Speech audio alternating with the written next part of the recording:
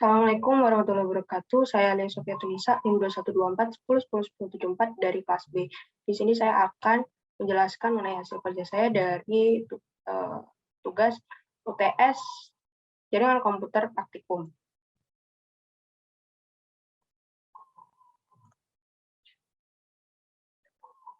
Nah, di sini untuk soalnya, yang pertama disuruh untuk mengubah bilangan desimal. Nah, yang A ini bilangan desimal ke bilangan biner. Bilangan biner ini mempunyai basis 2, jadi bilangan desimal ini dibagi dengan 2. Caranya untuk mengubah ke bilangan biner. Dibagi dengan basisnya biner. Sama dengan 90, lalu dituliskan sisanya. Sisa baginya adalah 0. Kemudian hasil bagi tadi dibagi lagi dengan 2, sama dengan 45, sisanya 0, dan yang ini juga sama, 45 dibagi 2, sama dengan 2, nah di sini sisanya 1 juga dituliskan. Nah, ini terus dibagi hingga hasil baginya ini 0. Nah, bagaimana untuk kita tahu bilangan binernya ini seperti ini? Jadi, itu dituliskan dari hasil bagi yang dari bawah. Jadi, 1, 0, 1, 1, 0, 1, 0, 0. Nah, seperti ini. Yang B, bilangan desimal dirubah ke bilangan, dikonversi ke oktal, bilangan oktal.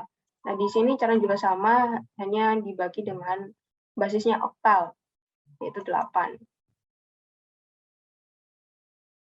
Di 190 dibagi 8, kemudian 23 sisa 6, 23 bagi 8 sama dengan 2 sisa 7, 2 bagi 8 sama dengan 0, sisa 2, dan dituliskan juga dari bawah, yaitu 276. Nah, jadinya 276. Kemudian yang C ini desimal dirubah dikonversi ke heksadesimal. Jadi dibagi dengan 16. Nah, di sini caranya juga sama seperti sebelumnya. Nah, di sini sisa baginya ini ada 12 dan 8. Nah, 12 ini nanti bakalan dituliskan ke C. Kenapa ke C? Karena anggota bilangan dari heksadesimal ini kan ada 16, yaitu 0, 1, 2, 3, 4, 5, 6, 7, 8, 9, A, B, C, D, E, F. Jadi, setelah angka 9 ini bukan 10, melainkan A. Nah, A itu nilainya itu sama dengan 10. Jadi, 12 ini dituliskan dengan C. Nah, di sini berarti C8. Yang nomor 2, bilangan heksadesimal ke oktal. Nah, caranya ini ada 2, yaitu bisa dengan heksadesimal ini diubah ke biner dulu, baru biner ke oktal, atau heksadesimal ke desimal, lalu desimal ke oktal. Nah, di sini saya menggunakan yang kedua, yaitu heksadesimal ke desimal. Nah, caranya ini dari masing-masing angka atau anggota di sini 3AB itu dikali dengan basisnya bilangan heksadesimal kali 16 dan dipangkatkan dengan jika di sini ada 3 bilangan berarti pangkatnya ini dimulai dari 2. Jadi 2 1 0. Nah, jadi 3 dikali 16,2 10 atau A dikali 16,1 tambah 11 kali 16,0. Hasilnya adalah 939 desimal. Nah, baru 939 desimal ini dijadikan oktal seperti tadi, yaitu dibagi dengan basisnya bilangan oktal, yaitu 8. Lalu di sini ada sisanya, ada 1653 yang merupakan hasilnya desimal ke oktal. Yang nomor 3 juga sama seperti nomor 2. Bedanya di sini bilangan oktal 221 oktal didesimalkan, jadi dia dikali dengan basisnya oktal itu sendiri, yaitu 8. Jadi 2 kali 8 maka 2, 2 kali 8 maka 1, tambah 1 kali 8 maka 0. Hasilnya 145 desimal.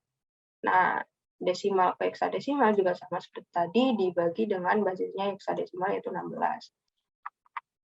sampai pembagian habis, yaitu hasilnya 0, ini sisa 91 yang merupakan jawabannya, 91 heksadesimal.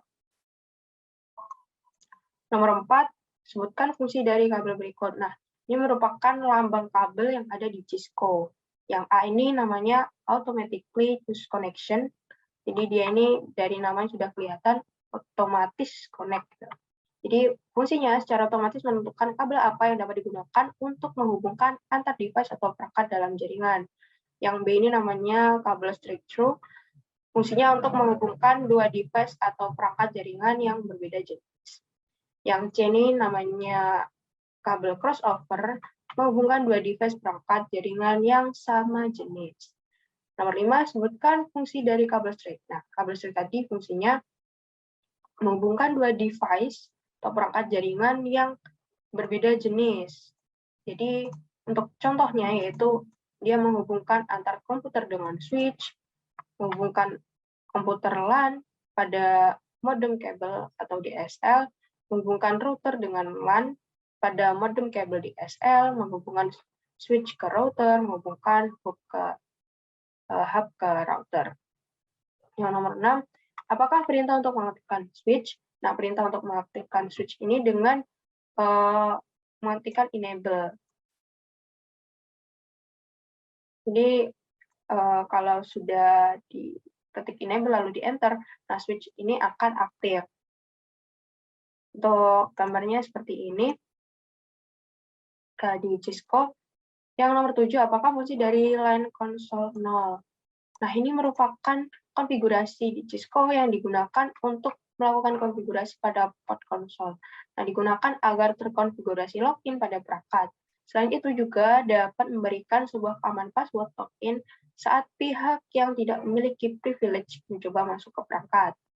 Nomor 8, bagaimana cara mengubah password dari konsol? Nah, sebelumnya cara membuat password di konsol ini yaitu dengan mengaktifkan switch terlebih dahulu seperti tadi enable. Nah, lalu di sini cara buat passwordnya. Jadi yang pertama line console 0, kemudian password. Nah, ini nama password yang ingin dibuat. Itu di sini namanya UTS-com, kemudian login jika sudah. Nah, bagaimana cara mengubah password UTS-com ini? Yaitu dengan cara harus mengonfigurasi ulang. Jadi dari sini dulu, dari line console 0, password, lalu diganti namanya, misal uas.com, lalu login lagi. Nah, nanti bakalan otomatis terganti. Nomor 9, kabel yang digunakan untuk menghubungkan antar suatu server dengan workstation adalah namanya kabel jaringan. Nah, kabel jaringan ini jenisnya ini ada macam-macam. Jadi untuk jenis kabel jaringan yang dipakai itu menyesuaikan dengan kebutuhan. Karena workstation ini juga tidak selalu komputer. Nomor 10, ini merupakan file PKA, jadi nanti akan mengerjakan di Cisco. Nah, kemudian di Cisco Packet Tracker, nah di sini ada disuruh untuk mengonfigurasi PC dan switch. Nah, cara untuk mengonfigurasi switch ini dengan memasukkan IP address, subnet mask, sama default gateway. Nah, contohnya seperti ini. Nah, dimasukkan yang tadi sesuai, dimasukkan ke sini. Sesuai sama nama PC-nya. Kemudian setelah konfigurasi PC, disuruh untuk mengonfigurasi switch. Nah, caranya ini, misalnya contohnya seperti ini.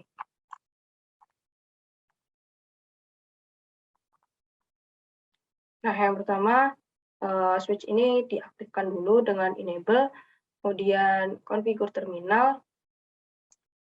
Setelah itu, beri nama atau mengganti nama switch-nya. Di sini diganti nama menjadi S0.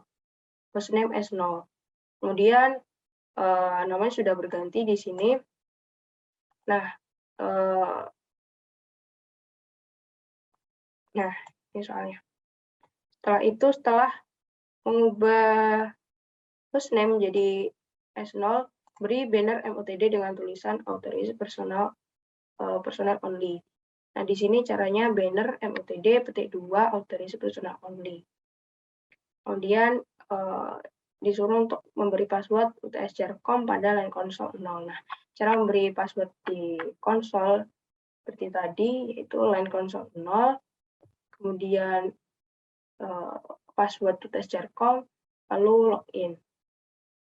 Nah, setelah itu keluar dari sini untuk memastikan ketika login pengguna diminta untuk memasukkan password baik pada line konsol maupun privilege basic mode. Nah, setelah exit, nah di sini yang tadi MOTD banner MOTD-nya sudah keluar di sini, authorized personal only. Nah, di sini login pengguna ini ketika login pengguna disuruh untuk masukkan password. Nah, di sini passwordnya ini untuk konsol yaitu UTS Jarcom. Kemudian jika sudah akan muncul seperti ini, enable S0, kemudian kita ketikkan enable supaya dia bisa masuk ke sini. Nah, di sini di ESC mode dia juga diminta untuk masukkan password, passwordnya yang seperti tadi rahasia. Nah, setelah melakukan cek, disuruh untuk menyimpan konfigurasi ke NVRAM. Caranya yaitu menggunakan copy running config startup config. Nah, sudah selesai. Untuk switch yang satu dan yang kedua, yang lainnya, caranya kurang lebih juga sama, mungkin hanya perbedaannya di hostname-nya saja.